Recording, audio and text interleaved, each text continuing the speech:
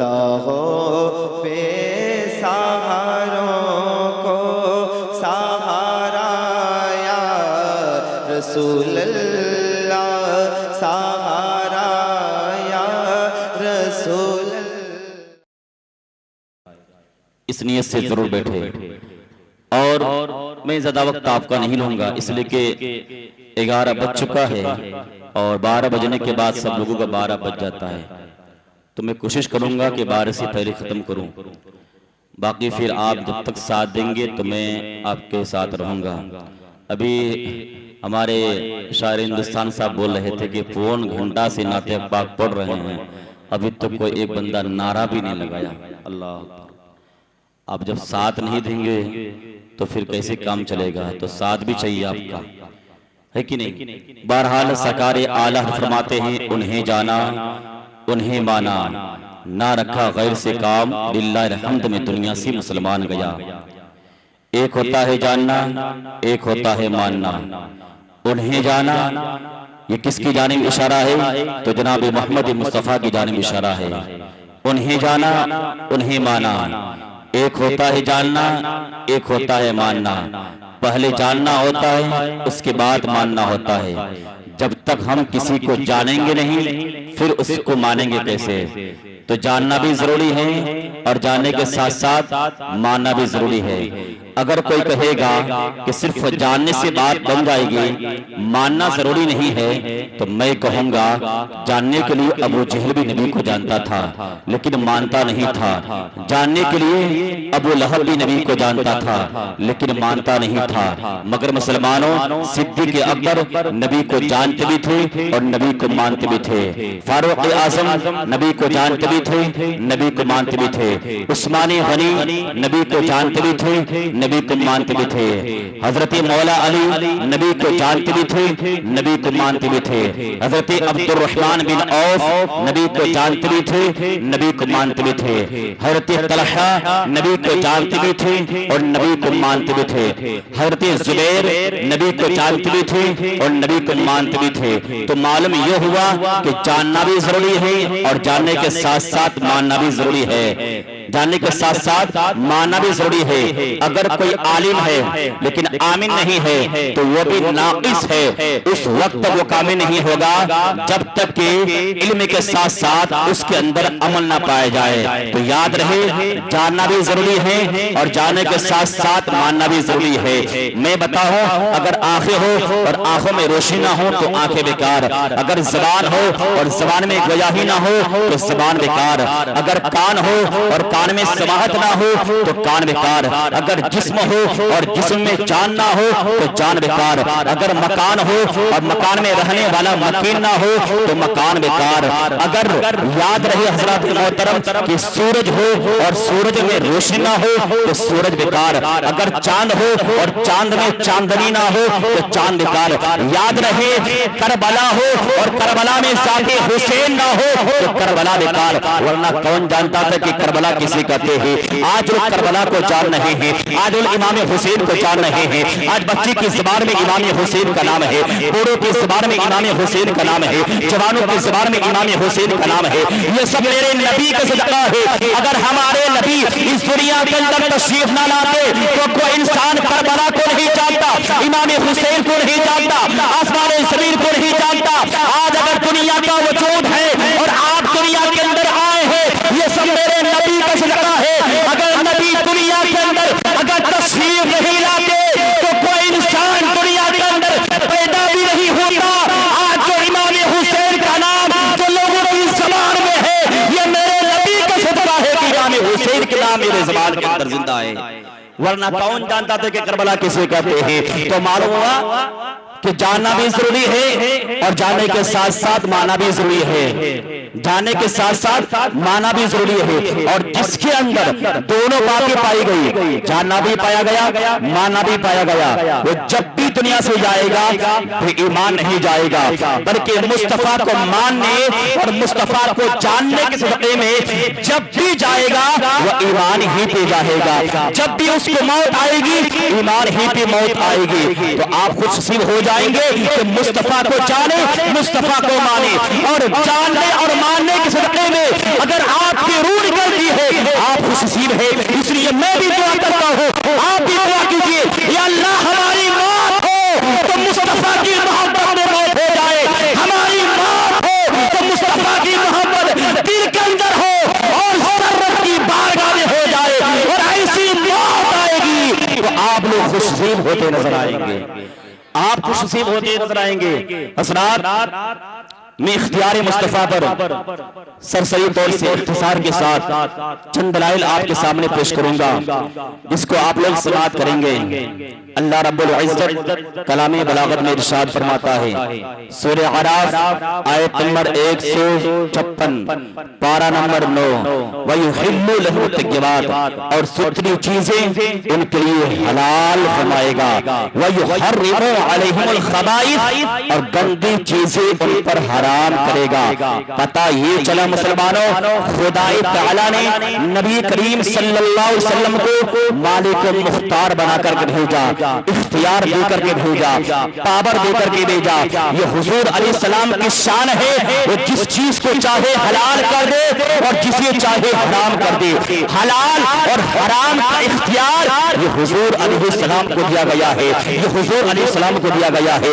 اور آگے بڑھیے، دلیل نمبر 2، سورہ عیسیٰ آیت نمبر 105، پارہ نمبر 5، اِنَّا أَنزَلْنَا إِلَيْكَ الْكِتَابَ بِالْحَقِّ، اے محبوب بے شک ہم نے تمہاری طرف اتاری سچی کتاب۔ کون؟ یعنی قرآن پاک۔ یہ تحکم بین الناس، کہ تم لوگوں میں فیصلہ کرو۔ اللہ نے حضور علیہ السلام کو فیصلہ بنا کر کے بھیجا، فیصلہ کرنے والا بنا کر کے بھیجا۔ یہ تحکم بین الناس، کہ تم لوگوں میں فیصلہ کرو، بما اراک اللہ، جس طرح تمہیں اللہ دکھائے۔ اس آیت کے تفسیر میں ہے خلیفہ ثانی، یعنی دوسری نمبر کے خلیفہ حضرت عمر فاروق اعظم رضی اللہ تعالی عنہ سے روایت ہے، فرماتے کوئی ہرگز یہ نہ کہے جو اللہ نے مجھے دکھایا اس پر میں نے فیصلہ کیا، کیونکہ یہ منصب، یہ مقام، یہ درجہ اللہ نے اپنے محبوب خاص کو عطا کیا ہے، کہ حضور علیہ السلام جسے چاہے، جس چیز کو چاہے وہ حلال کا حکم دے دے اور حرام کا حکم دے دے۔ یہ حضور علیہ السلام کی یہ شان ہے، اس کے بارے میں سرکار اعلیٰ فرماتے ہیں، وہ زبان جس کو سب کل کی کنجی کہے، وہ زبان جس کو سب کل کی کنجی کہے، اس کی نافذ حکومت پہ لاکھوں سلام، اس کی نافذ حکومت پہ لاکھوں سلام۔ حضرات محترم، اور آگے بڑھتے ہیں، دلیل نمبر 3، سورہ توبہ آیت نمبر 29 اور سورہ توبہ اور کہانہ نمبر 10 کے اندر یہ آیت موجود ہے، قاتل الذین لا یؤمنون، لڑو ان سے جو ایمان نہیں لائے۔ میری بات کو غور و فکر سے سنیے گا، میں قرآن سے بول رہا ہوں۔ قرآن ایسا واحد کتاب ہے، اس میں کوئی شک و شبہ کی گنجائش نہیں ہے، کوئی شک و شبہ کی گنجائش نہیں ہے۔ اور جو قرآن کو نہیں مانے گا کبھی مسلمان نہیں ہو سکتا ہے، تو کبھی مومن نہیں ہوگا، کبھی ایمان والا نہیں ہو سکتا ہے۔ قاتل الذین لا یؤمنون، لڑو ان سے جو ایمان نہیں لائے، باللہ والیوم الآخر، اللہ پر اور قیامت پر، ولا یحرمون، حرام نہیں مانتے اس چیز کو، ما حرم اللہ ورسولہ، جس کو حرام کیا اللہ اور اس کے رسول نے۔ پتہ یہ چلا مسلمانوں کہ اللہ نے بھی حرام کیا اور رسول نے بھی حرام کیا۔ یہ اختیار پر آپ 3 دلیلوں کو سماعت کر چکے ہیں۔ حضرات آپ ذرا اور آگے بڑھتے ہیں، اللہ کے نزدیک ایمان والا کون ہے، اللہ کے نزدیک مسلمان کون ہے، اللہ کے نزدیک مرد مومن کون ہے۔ حضرات کسی بندے کو پوری دنیا کے لوگ کہے مسلمان، کسی بندے کو پوری دنیا کے لوگ کہے اس کو مومن کہے، اچھا کہے، لیکن اگر اس بندے کو رب مسلمان نہ کہے، اگر رب کے نزدیک اگر مسلمان نہیں ہے تو پوری دنیا کا کہنا بیکار جائے گا، پوری دنیا کا کہنا بیکار جائے گا۔ حضرات اور آگے بڑھتے ہیں، آپ کے کنفیوژن کو میں دور کر دوں کہ جو مسلمان نبی سے محبت کرتے ہیں وہ صحیح ہے کہ نہیں ہے، اور یہ بات میں قرآن سے بول رہا ہوں، اور جس کو میرے بات پر شک ہو آپ مجھ سے دلیل مانگ سکتے ہیں، اور اسے دلیل کو میں پیش کر رہا ہوں۔ اللہ تبارک و تعالیٰ قرآن مجید میں ارشاد فرماتا ہے، سورہ بقرہ آیت نمبر 8 پارہ نمبر 1، وَمِنَ النَّاسِ مَن یَقُولُ، اور کچھ لوگ کہتے ہیں، اور کچھ لوگ کہتے ہیں آمنا باللہ، اللہ پر ایمان لائے۔ اس آیت پر غور کیجئے گا، جو صرف اللہ کو مانے رسول کو نہ مانے وہ مومن ہے کہ نہیں، وہ مسلمان ہے کہ نہیں، وہ ایمان والا ہے کہ نہیں، وہ مرد مومن ہے کہ نہیں، قرآن فیصلہ کرے گا۔ ذرا غور کیجئے گا، وَمِنَ النَّاسِ مَن يَقُولُ، اور کچھ لوگ کہتے ہیں آمنا باللہ، اللہ پر ایمان لایا، وَبِالْيَوْمِ الْآخِرِ، آخری دن اور قیامت کے دن پر ایمان لایا۔ اب بندہ اللہ کو مان لیا، بندہ اب خدا کو بھی مان رہا ہے، بندہ آخری دن کو بھی مان رہا ہے، بندہ رب کو بھی مان رہا ہے، بندہ قیامت کی نشانی کو مان رہا ہے۔ اب عقل یہ کہہ رہی ہے اب اسے مسلمان کہا جائے، اب اسے ایمان والا کہا جائے، اب اسے مسلمان کہا جائے، اب اسے مرد مومن کہا جائے، لیکن مگر رب فرما رہا ہے وَمَا هُمْ بِمُؤْمِنِينَ، وہ مومن نہیں ہے، وہ مسلمان نہیں ہے، وہ ایمان والا نہیں ہے، وہ مرد مومن نہیں ہے۔ اب بندہ حیران ہے کہ رب کو ایک مان کر کے ایمان والا کیوں نہیں ہوا، قیامت کے دن کو مان کر کے ایمان والا کیوں نہیں ہوا۔ اب بندہ آخر پریشان ہے کہ آخر رب کو ماننے کے بعد ایمان والا کیوں نہیں ہوا۔ تو میں بتاؤں کہ بندہ اللہ کو تو مانا، خدا کو تو مانا، لیکن ان کو نہ مانا جنہوں نے خدا کا پتہ بتایا۔ بندہ قیامت کے دن کو تو مانا، لیکن ان کو نہ مانا جنہوں نے قیامت کی نشانی کو بتایا۔ تو خدا کا پتہ کس نے بتایا؟ تو جناب محمد مصطفیٰ نے، اور قیامت کی نشانی کو کس نے بتایا؟ تو جناب محمد مصطفیٰ نے۔ اب بندہ لاکھ دعویٰ کرے کہ میں صرف ایک اللہ کو مانتا ہوں، ایک اللہ کو مانتا ہوں، مصطفیٰ فرماتے ہیں جب تک انسان مصطفیٰ کو تسلیم نہیں کرے گا وہ انسان ایمان والا نہیں ہوگا، وہ انسان مسلمان نہیں ہوگا۔ اور جس کے دل میں رسول اللہ کی محبت ہوگی اس کے دل میں ایمان ہوگا، اور جب بھی مرے گا مسلمان ہوگا۔ اس لیے حضرات غور و فکر کریں، قرآن کیا کہتا ہے اور آپ کیا کہہ رہے ہیں، میں کیا کہہ رہا ہوں۔ ہماری بات مت مانیے، قرآن کی بات مانیے، قرآن کی مانیے۔ میں نے پہلے کہا قرآن کے بعد ہی کوئی کتاب ہے، قرآن سے بڑھ کر دنیا کے اندر کوئی کتاب نہیں ہے، چاہے بخاری ہو، مسلم ہو، مشکات ہو، ابو داؤد ہو، ترمذی ہو، چاہے صحیح ستہ کی کوئی بھی کتاب ہو، قرآن کے بعد ہے۔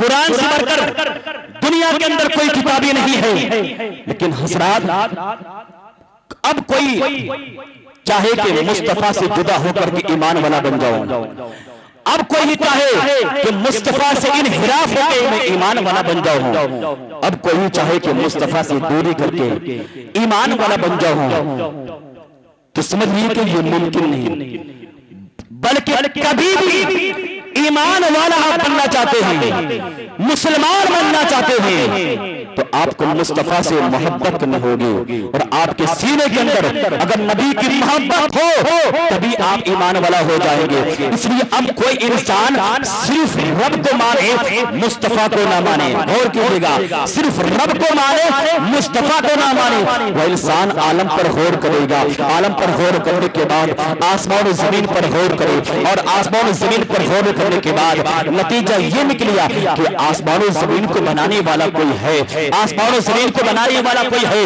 اور جو بنانے والا ہے وہ ایک ہے۔ میں اس ایک کو مان لیا، کیا اسے ایمان والا کہا جائے گا؟ کیا اسے مسلمان کہا جائے گا؟ کیا اسے مرد مومن کہا جائے گا؟ تو اگر تو نبی نے فرمایا ہرگز نہیں، اور نبی فرمائے کہ خدا ایک ہے، اور نبی سے سن کر کوئی کہے خدا ایک ہے تو اب وہ ایمان والا کہا جائے گا۔ پتا چلا کہ بات تو دونوں کی ایک ہی ہے، بات دونوں کی ایک ہے، لیکن ایک اپنی عقل سے خدا کو ایک مان رہا ہے، اور ایک مصطفیٰ کے کہنے سے خدا کو مان رہا ہے، اور جو عقل سے مان رہا ہے اس کو مواحد کہا جاتا ہے، یعنی خدا کو ایک کہنے والا، اور جو مصطفیٰ کے کہنے سے مان رہا ہے اسے ایمان والا کہا جاتا ہے۔ تو پتا چلا ایمان ملتا ہی ہے در مصطفیٰ سے۔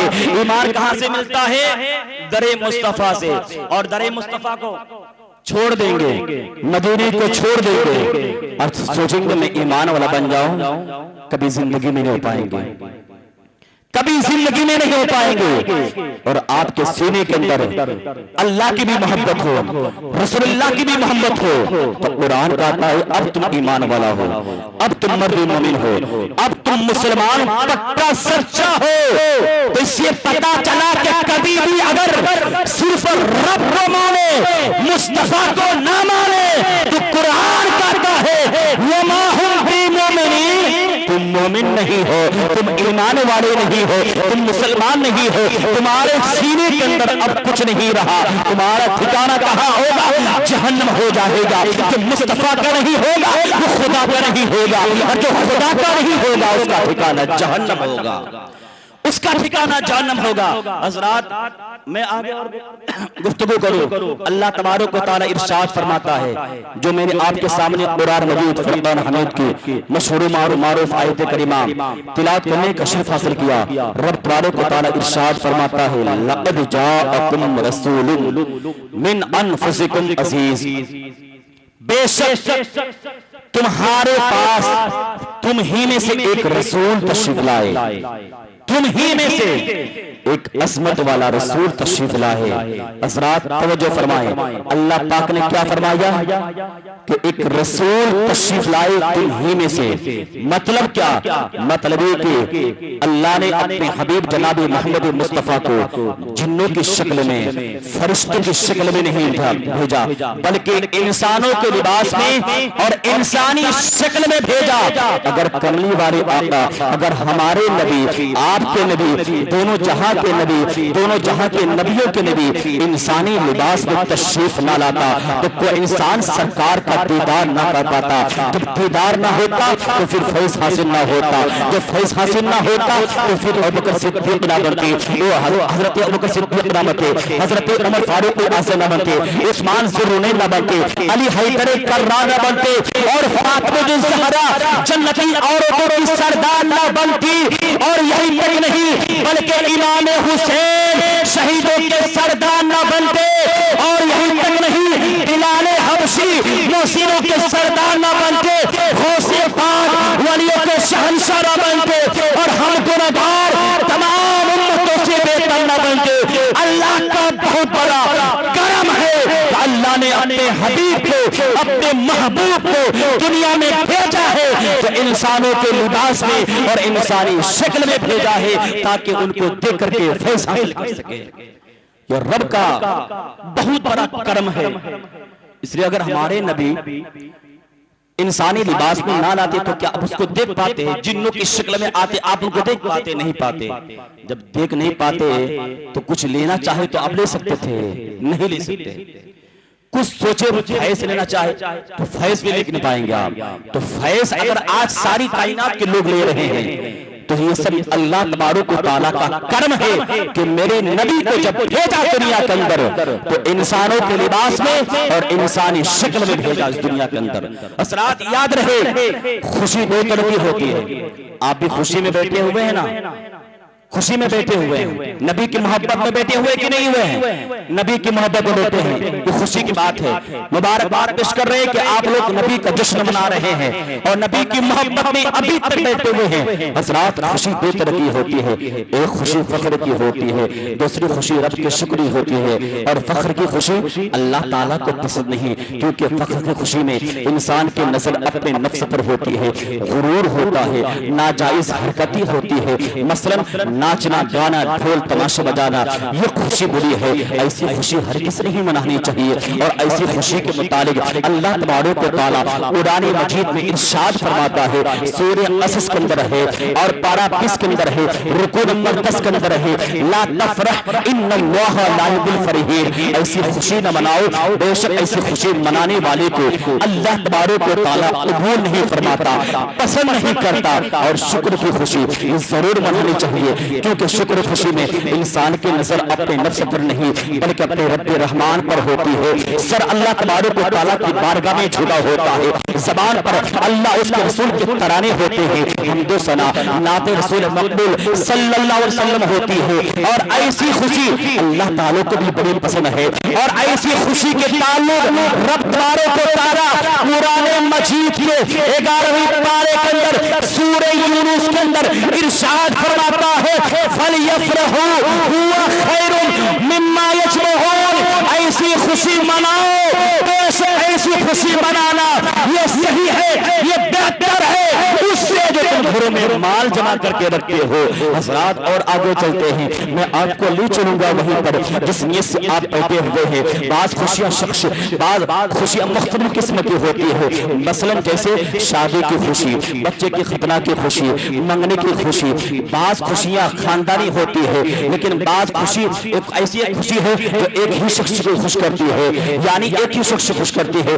جیسے مثال کے طور پر اللہ نہ کرے کوئی بندہ بیمار ہو اور ایسا بیمار ہو کہ لا علاج ہو جائے، ڈاکٹر طبیب حکیم اس کو جواب دے دے اور وہ بندہ مایوسی کی زندگی گزار رہا ہو، وہ بندہ مایوسی کی زندگی گزار رہا ہو، اگر اچانک اللہ تبارک و تعالیٰ کا اس پر کرم ہو جائے، اس کو دوبارہ زندگی مل جائے، چلنے پھرنے کے قابل ہو جائے، اس کے شفا ملنے پر اور لوگوں کو خوشی تو ہوگی، لیکن جتنی خوشی اس بندے کو ہوگی اتنی خوشی کسی اور کو نہیں ہوگی. حضرات محترم بعض خوشیاں خاندانی ہوتی ہے، جو ایک ہی خاندان کے لوگ خوش ہوتے ہیں. جیسے اگر کسی خاندان میں ایک بیٹا پیدا ہو، ایک لڑکا پیدا ہو تو پورا خاندان خوش ہوگا. اس لیے کہ کیوں؟ اس لیے کہ چچا کہے گا میرا بھتیجا پیدا ہوا ہے، ماں کہے گی میرا بیٹا پیدا ہوا ہے، خالہ کہے گی میرا بھانجا پیدا ہوا ہے، اور اگر پھوپھی ہو تو پھوپھی کہے گی میرا بھتیجا پیدا ہوا ہے، دادا کہے گا میرا پوتا پیدا ہوا ہے. غرض کہ ہر خاندان کا فرد اس پیدا ہونے والے بچے سے اپنی اشکاری ظاہر کرے گا. لیکن حضرات محترم اس آسمان کے نیچے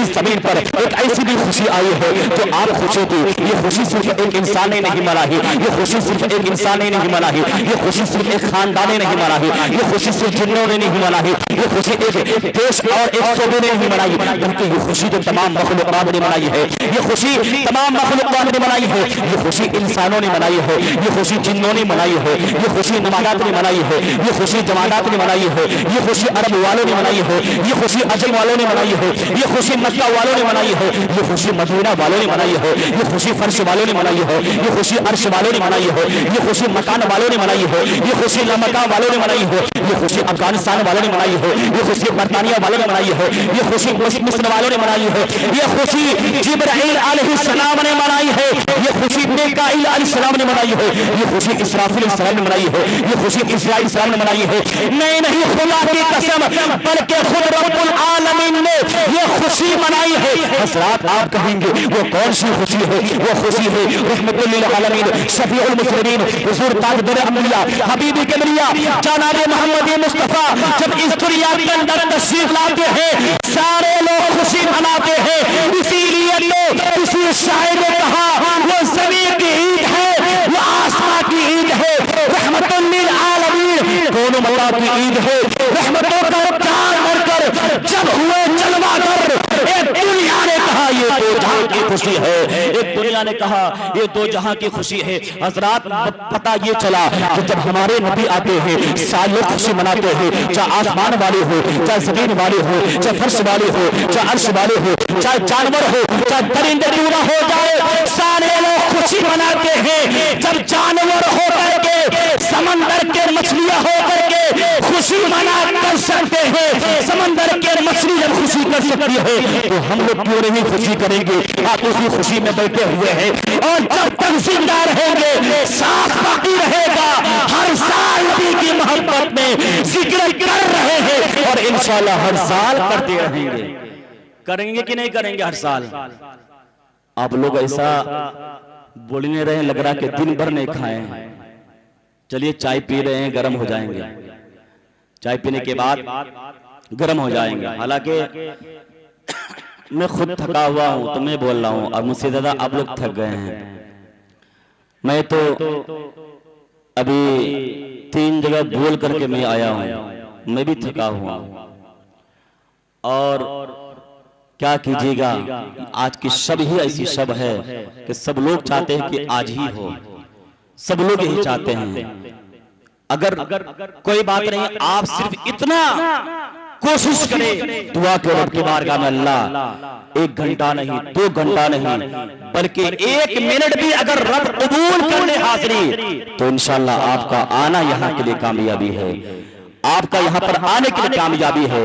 مان کے چلتے ہیں زندگی بھر نماز پڑھ لے, نماز قبول ہی نہ ہو تو کیا فائدہ؟ کوئی فائدہ نہیں.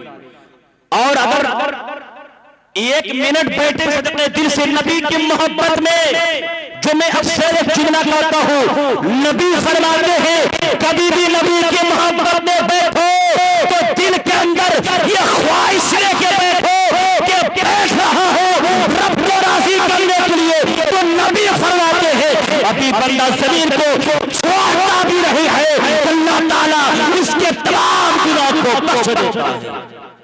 لیکن شرط ہو کہ رب کو راضی کرنے کے لیے, لوگوں کو راضی کرنے کے نہیں کہ لوگ کہیں گے ہاں 12 بجے تک ہوا تھا, لوگ 12 بجے تک دیکھے اور ہم بھی دیکھ رہے تھے. یہ شرط نہیں, شرط یہ ہے کہ جب تک بیٹھیے دل کے اندر نیت لے کے بیٹھیے اللہ ہماری حاضر قبول ہو جائے اور آپ مجھ سے راضی ہو جائے. جب بندہ رب کو راضی کرے گا, رب کو راضی کرنے کی نیت سے کوئی کام کرے گا, وہ کام کبھی ضائع نہیں جائے گا, بیکار نہیں جائے گا, بلکہ وہ کام اللہ تبارک و تعالیٰ ضرور قبول فرمائے گا. اس لیے حضرات وقت ہو چکا ہے, بس 2-4 منٹ اور برداشت کر لیجئے. حضرات نبی کی محبت میں آپ بیٹھے ہوئے ہیں. ہر ایک دن میری حضرت عائشہ صدیقہ رضی اللہ تعالی عنہ فرماتی ہے کہ میں قرآن پڑھ رہی تھی اور اسی کمرے کے اندر حضور سید المرسلین حضور طہ و یاسین حضور صلی اللہ تعالی علیہ وسلم اسی کمرے میں تشریف فرما ہے اور ام المؤمنین سیدہ عائشہ صدیقہ قرآن پڑھ رہی ہے. قرآن پڑھتے پڑھتے حضرت عائشہ قرآن اچانک بند کر دیتی ہے. حضرات وہ قرآن پڑھ رہی ہے, قرآن بند کر دیتی ہے, اور کہاں پر قرآن بند کرتی ہے, وہ کون سی آیت کریمہ ہے؟ قرآن کے اندر ارشاد ہے فلما رأینہ اکبرنہ وقطعن ایدیہن وقلن حاشا للہ ما ھذا بشرا ان ھذا الا ملک کریم. حضرات محترم ہوتے اما عائشہ جب قرآن پڑھ رہی ہے اور پڑھتے پڑھتے قرآن کو بند کر دیتی ہے اور پڑھنے بند کرنے کے بعد سوچنے لگ جاتی ہے. کملی والے آقا فرماتے ہیں اے عائشہ بتاؤ تو صحیح قرآن پڑھتے پڑھتے اچانک کیوں خاموش ہو گئے, قرآن کو بند کرنے کی وجہ کیا ہے؟ حضرت امی عائشہ فرماتی ہے سنو سنو بس ایک بات کا خیال آ گیا, اس لیے میں قرآن بند کر کے سوچ رہی ہوں, اسی کے غم میں ہو. حضرات محترم نبی فرماتے ہیں اے عائشہ بتاؤ تو صحیح آخر وہ کون سی بات ہے جس نے تمہیں سوچنے پر مجبور کر دیا ہے اور قرآن پاک بند کر کے بیٹھی ہو؟ اتنا کہنا تھا. اما عائشہ کرتی ہے یا رسول اللہ سوچ رہی ہو کہ سوچ رہی ہوں کہ یوسف علیہ السلام کو اللہ تبارک و تعالیٰ نے جب اتنا حسن و جمال دیا کہ مصر کی عورتوں نے ان کے حسن و جمال کو دیکھنے کے بعد اپنی انگلیاں کاٹ لیا کرتی تھی, ہاتھ کاٹ لیا کرتی تھی. یا رسول یہی تو سوچ رہی ہوں. نبی فرماتے ہیں اے عائشہ یہ تو قرآن کا مسئلہ ہے, اس میں کون سی شک والی بات ہے؟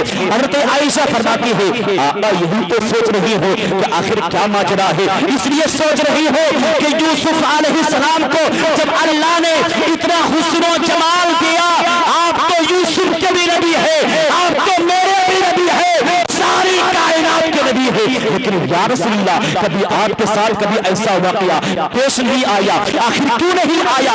نبی فرماتے ہیں اے عائشہ سنو, اس نورانی چہرے پر, اس نورانی صورت پر اللہ نے 70,000 بشرت کے پردے ڈالے ہوئے ہیں. اگر میرا حسن و جمال اگر ظاہر ہو جائے تو لوگ دیوانے ہو جائیں گے. وہاں تو انگلیاں کاٹی گئی, اگر یہاں دنیا کے اندر حسن و جمال ظاہر ہو جائے تو گردنیں کاٹ کر کے رکھ دیں گے. جس کے بارے میں حسن کو کہہ کر کے حضرت حسان فرماتے ہیں وہ احسن من کا لم تلقت عینی وہ اجمل من کا لم تلد نساء.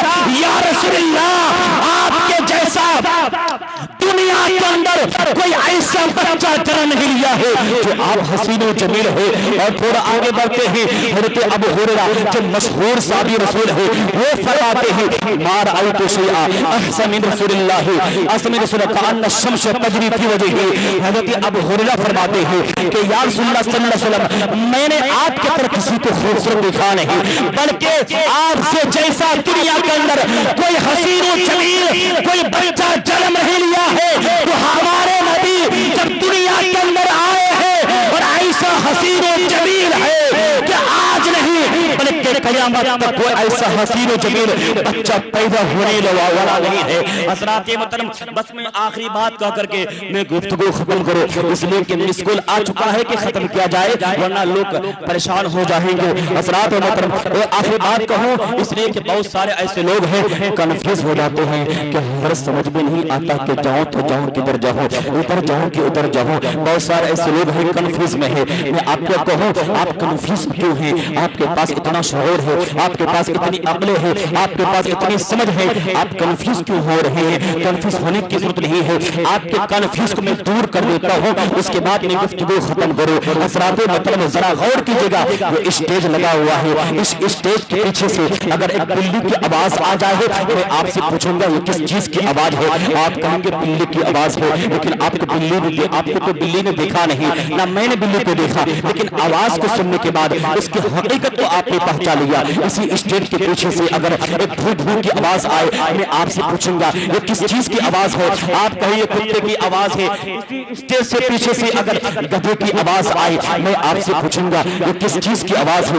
آپ کہیں گے گدھے کی آواز ہے، حالانکہ آپ نے گدھے کو دیکھا نہیں، آپ نے کتے کو دیکھا نہیں، آپ نے بلی کو دیکھا نہیں۔ اس کی آواز کو سننے کے بعد اس کی حقیقت کو آپ پہچان لے رہے ہیں۔ جب آپ کے پاس اتنی عقل ہے، جب آپ کے پاس اتنی سمجھ ہے، جب آپ کے پاس اتنا شعور ہے کہ جانور کی آوازوں کو آپ الگ الگ کر رہے ہیں، یہ بلی کی آواز ہے، یہ کتے کی آواز ہے، یہ گدھے کی آواز ہے۔ جب انسانوں میں اگر آواز الگ آنے لگے تو آپ کیوں نہیں پہچان پاتے ہیں یہ کدھر والا ہے، یہ کدھر والا ہے؟ اس لیے جب بھی ربیع الاول شریف کا مہینہ آتا ہے کچھ لوگوں کو پیٹ میں درد چالو ہو جاتا ہے، کچھ لوگوں کو بخار پیدا ہو جاتا ہے۔ حضرات کچھ لوگ کہتے ہیں یہ میلاد مصطفیٰ منانا شرک ہے، یہ میلاد مصطفیٰ منانا بدعت ہے، بدعت کہتے ہیں۔ لیکن حضرات بس ایک منٹ کے اندر گفتگو میں سمجھ رہا ہوں، ذرا غور و فکر کیجیے گا۔ ایک طرف سے آواز آتی ہے نبی مر کر مٹی میں مل چکے ہیں ماشاء اللہ، دوسری طرف سے آواز آتی ہے تو زندہ ہے واللہ، تو زندہ ہے واللہ، میرے چشم عالم سے چھجانے والے۔